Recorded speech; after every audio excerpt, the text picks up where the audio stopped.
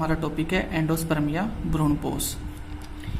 भ्रूणपोष किससे बनता है? जो डबल फर्टिलाइजेशन था, दोहरा निषेचन, उसके अंदर हमने देखा था कि क्या होता है, एक मेल गैमेट रहता है हैप्लॉइड, एक एग रहता है हैप्लॉइड, दोनों फ्यूजन करते हैं, फ्यूजन से जाइगोट बनाते हैं डिप्लॉइड। इस जो पूरी प्रोसेस होती है उसे कहते हैं सिनगेमी।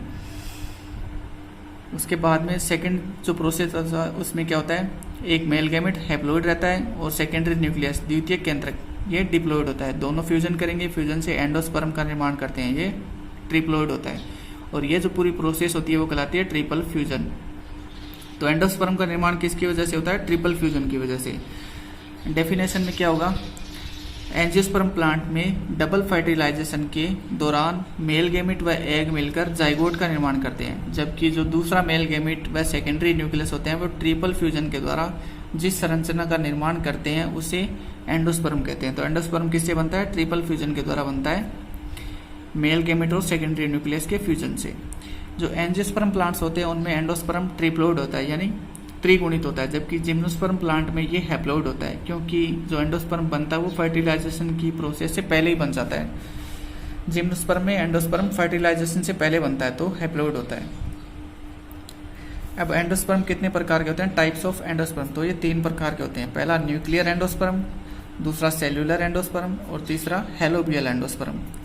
फर्स्ट देखते हैं न्यूक्लियर एंडोस्पर्म। न्यूक्लियर एंडोस्पर्म में क्या होता है, फ्री माइटोटिक डिवीजन होते हैं। जो न्यूक्लियस रहता है उसके अंदर फ्री माइटोटिक डिवीजन होते हैं और जो कोशिकाएं होती हैं उनके बीच में वाल नहीं बनती है, वाल यानी भित्ति का निर्माण नहीं होता है। इस प्रकार के एंडोस्पर्म में न्यूक्लियस के अंदर विदाउट सेल वॉल कई फ्री माइटोटिक डिवीजन होते हैं, मतलब बिना कोशिका भित्ति के डिवीजन होता है, जिसके फलस्वरूप एंडोस्पर्म के मध्य भाग में न्यूक्लियस की संख्या बढ़ जाती है और आगे वृद्धि के द्वारा ये न्यूक्लियस एम्ब्रियो सेक की वाल में अरेंज हो जाते हैं। मतलब ये जाइगोट है, इसमें जो न्यूक्लियस रहता है वो डिवीजन करेगा, कौन सा? फ्री माइटोटिक डिवीजन करता है, समसूत्री विभाजन करेगा, जिससे क्या बनते हैं, 2 बनेंगे। शुरू में 2 बनते हैं, दोनों में फिर से फ्री माइटोटिक डिवीजन होता है, बहुत सारे न्यूक्लियस बन जाते हैं, सेंटर में बहुत सारे न्यूक्लियस बन जाएंगे, ये कहलाते हैं फ्री न्यूक्लियस। और ये बाद में क्या होते हैं, जो एंडोस्पर्म होता है उसकी दीवार पे यानी भित्ति पे अरेंज हो जाते हैं, चारों तरफ अरेंज हो जाते हैं। तो इस प्रकार का जो एंडोस्पर्म होता है वो कहलाता है फ्री माइटोटिक डिवीजन की वजह से बनता है, तो क्या कहलाता है? Nuclear endosperm. न्यूक्लियर एंडोस्पर्म कहलाता है। न्यूक्लियर एंडोस्पर्म होता है वो 2 टाइप का होता है, नॉन एंडोस्पर्मिक एंडोस्पर्म और endospermic endosperm. Non endospermic endosperm में क्या होता है, इस प्रकार के जो एंडोस्पर्म होते हैं उनमें जो बीज पत्र होते हैं यानी कोटिलीडोन वो मोटे पाए जाते हैं, जो कि एम्ब्रियो के डेवलपमेंट में भोजन के रूप में काम आ जाते हैं। एग्जाम्पल इसका जैसे डाइकोट जो प्लांट्स होते हैं उनके जो एंडोस्पर्म्स होते हैं वो नॉन एंडोस्पर्मिक होते हैं। सेकंड आता है एंडोस्पर्मिक एंडोस्पर्म।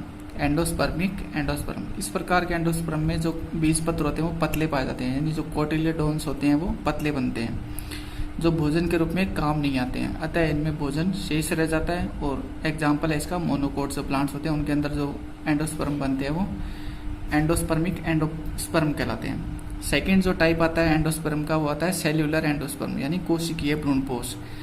इस प्रकार के जो एंडोस्पर्म होते हैं उनमें माइटोटिक डिवीजन के द्वारा सेल वॉल का निर्माण हो जाता है। जो न्यूक्लियर एंडोस्पर्म होता है उसके अंदर सेल वॉल नहीं बनती है, जबकि जो सेल्यूलर एंडोस्पर्म होते हैं उनके अंदर सेल वॉल का फॉर्मेशन हो जाता है। इनमें जो फर्स्ट डिवीजन होता है वो ट्रांसवर्स, वर्टिकल या ऑब्लिकल डिवीजन्स होते हैं। वर्टिकल, ट्रांसवर्स और ओब्लिक, यानी ट्रांसवर्स अनुप्रस्थ विभाजन होता है, उदग्र विभाजन होता है, ओब्लिक यानी तिरछा विभाजन होता है। जो कोशिका की संरचना के आधार पर या जो सेल डिवीजन होता है उसके आधार पर जो स्किनार्फ थे उन्होंने इसे 4 भागों में बांटा था। फर्स्ट जो कहलाता है वो एडोक्सा टाइप कहलाता है, एडोक्सा टाइप। इस प्रकार के एंडोस्पर्म में जो फर्स्ट डिवीजन होता है वो वर्टिकल या उसके बाद ट्रांसवर्स डिवीजन होते हैं। जो फर्स्ट होता है वो वर्टिकल डिवीजन होता है और उसके बाद में ट्रांसवर्स डिवीजन होते हैं इसके अंदर। एग्जाम्पल है इसका एडोक्सा। ये जाइगोट है, जो न्यूक्लियस रहता है वो सेंटर में रहता है, तो जो न्यूक्लियस है उसमें फर्स्ट डिवीजन वर्टिकल डिवीजन होगा, जिससे इस प्रकार का खड़ा डिवीजन होता है उदग्र डिवीजन, जिससे 2 कोशिकाएं 2 न्यूक्लियस बनते हैं। फिर इनमें ट्रांसवर्स डिवीजन होता है, इनमें ट्रांसफर डिवीजन होगा जिससे बहुत सारे न्यूक्लियस बन जाते हैं, जो चारों तरफ वाल होती है उस पर इकट्ठे हो जाते हैं। सेकेंड आता है वर्बेस्कम टाइप। वर्बेस्कम टाइप, इस प्रकार के जो एंडोस्पर्म होते हैं उनमें फर्स्ट डिवीजन ट्रांसवर्स होता है और उसके बाद वर्टिकल डिवीजन होते हैं, जिसके कारण जो एंडोस्पर्म होते हैं वो उनमें कोशिकाओं की या न्यूक्लियस की संख्या बढ़ जाती है। एंडोस्पर्म में इसमें जो न्यूक्लियस है, पहला डिवीजन जिसमें ट्रांसवर्स यानी अनुप्रस्थ विभाजन होता है, जिससे 2 न्यूक्लियस बनते हैं, फिर उनमें वर्टिकल डिवीजन होता है और बहुत सारे न्यूक्लियस इसमें बन जाते हैं, बहुत सारे न्यूक्लियस बन जाते हैं। इसका एग्जाम्पल है वर्बेस्कम। जो थर्ड आता है वो कहलाता है अनोनोटाइप। अनोनोटाइप में क्या होता है, इस प्रकार के जो एंडोस्पर्म होते हैं उसमें 3 या 4 ट्रांसवर्स डिवीजन होते हैं, जिससे सेल्यूलर एंडोस्पर्म बनता है। अनोनोटाइप में क्या होता है, 3-4 बार लगातार ट्रांसवर्स डिवीजन होते रहते हैं, जैसे सेल्यूलर एंडोस्पर्म बन जाता है। एग्जाम्पल है जो एनोनियसी फैमिली है वो इसका एग्जाम्पल है। फोर्थ जो आता है वो कहलाता है माइसोटिस। इस प्रकार के जो एंडोस्पर्म होते हैं उनमें जो फर्स्ट डिवीजन होता है वो ओब्लिक हो यानी तिरछा विभाजन होता है, तिरछा विभाजन होता है। फर्स्ट डिवीजन ओब्लिक होता है, जिसके कारण 2 ही सेल्स का एंडोस्पर्म बनता है, सिर्फ 2 सेल्स बनती हैं। एग्जाम्पल है इसका मायोस्टिस अर्बेंसिस। मायोस्टिस अर्बेंसिस जाइगोट रहता है, जाइगोट में जो न्यूक्लियस है उसमें ओब्लिक डिवीजन होता है, तिरछा विभाजन होता है, जिससे 2 सेल्स बनती हैं, 2 ही सेल्स का एंडोस्पर्म बनता है। थर्ड आता है हेलोबियल, इसे बोलते हैं मध्यम प्रकार का एंडोस्पर्म, हेलोबियल या मध्यम।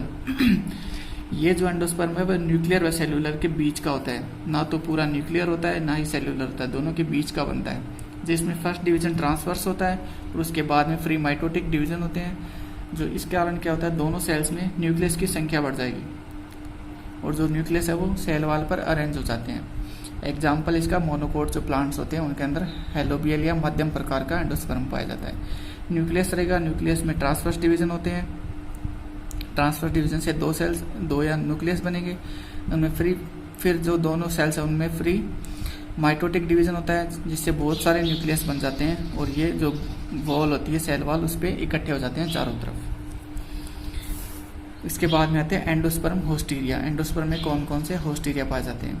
तो एंजियोस्पर्म प्लांट्स में फर्टिलाइजेशन के बाद एम्ब्रियो सेक या जो फीमेल गैमेटोफाइट होती है उसकी पूरी सरफेस पर, जो फीमेल गैमेटोफाइट होती है उसकी संपूर्ण सरफेस यानी जो पूरा का पूरा एम्ब्रियो सेक या जो फीमेल गैमेटोफाइट की संपूर्ण सरफेस होती है, पूरी सरफेस वो भोजन को अवशोषित करने का कार्य करती है।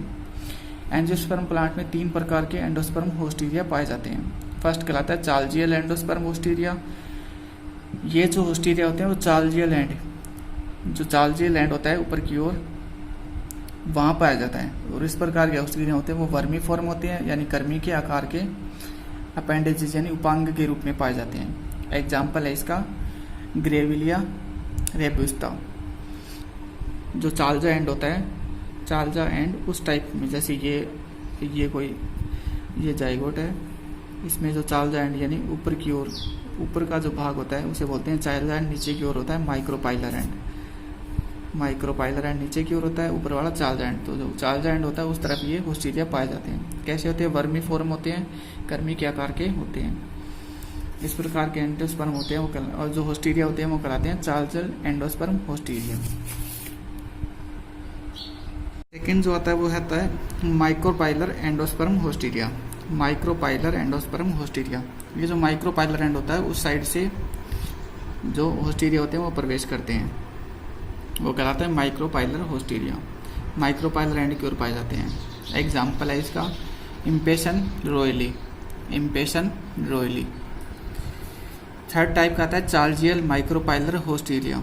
मतलब इस प्रकार के जो होस्टीरिया होते हैं वो दोनों तरफ पाए जाते हैं, माइक्रोपाइलर एंड की तरफ भी पाए जाते हैं और चार्जा एंड की तरफ भी पाए जाते हैं, दोनों तरफ पाए जाते हैं। तो ये कहलाते हैं चार्जल माइक्रोपाइलर होस्टीरिया। एग्जाम्पल है इसका निमोफिया ओटा।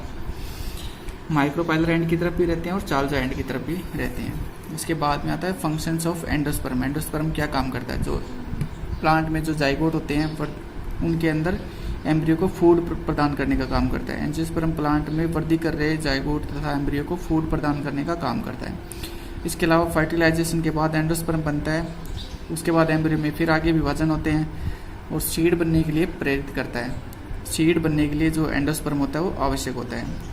इसके अलावा एंडोस्पर्म में हार्मोन्स पाए जाते हैं, जैसे साइटोकाइनिन है, जिब्रेलिन है, ऑक्सिन, एंजाइम्स, विटामिन और अन्य पदार्थ स्टोरेज के रूप में पाए जाते हैं जो एम्ब्रियो की वृद्धि के लिए आवश्यक होते हैं। एक और एंडोस्पर्म का टाइप है वो कहलाता है मोज़ेक एंडोस्पर्म। ये किस में पाया जाता है? जो मक्का के सदस्य होते हैं, ग्रेमिनी कुल के सदस्य, उनके अंदर जो आउटर सरफेस होता है उस पर अलग अलग स्पॉट्स बन जाते हैं, 2 धब्बे बन जाते हैं अलग अलग। इन धब्बों को कहते हैं मोज़ेक एंडोस्पर्म। कुछ वैज्ञानिकों का मानना है कि जैसे जो गुणसूत्र होते हैं क्रोमोसोम्स, उनके असामान्य व्यवहार की वजह से इनका निर्माण हो जाता है, या उनमें जो गुणसूत्र होते हैं उनमें अनियमितताएं बन जाती हैं, जिसकी वजह से जो मोज़ेक एंडोस्पर्म होता है उसका निर्माण हो जाता है। एक आता है रूमिनेट एंडोस्पर्म। रूमिनेट एंडोस्पर्म में क्या होता है? जो एंडोस्पर्म होता है उसके बाहर एक कणिका में आउटग्रोथ बन जाती है। कणिका में आउटग्रोथ यानी अतिवर्धी का निर्माण हो जाता है। ये जो आउटग्रोथ है ये कहलाती है रूमिनेट एंडोस्पर्म। जो एंडोस्पर्म प्लांट होते हैं उनमें एंडोस्पर्म जो होता है वो गुब्बारे के आकार का होता है। कुछ प्लांट्स में अपवाद स्वरूप एंडोस्पर्म की आउट सरफेस पर ग्रेन्युलर आउटग्रोथ पाई जाती है, जिसे रूमिनेट एंडोस्पर्म कहते हैं। एग्जाम्पल है इसका सिरेजिलिया। तो इस प्रकार के जो एंडोस्पर्म है उनमें बाहर की तरफ एक अतिवर्धी बन जाती है, ग्रेन्युलर जिसे कहते हैं रूमिनेट एंडोस्पर्म। तो ये जो टॉपिक था वो समाप्त होता है यहीं पे। Thank you.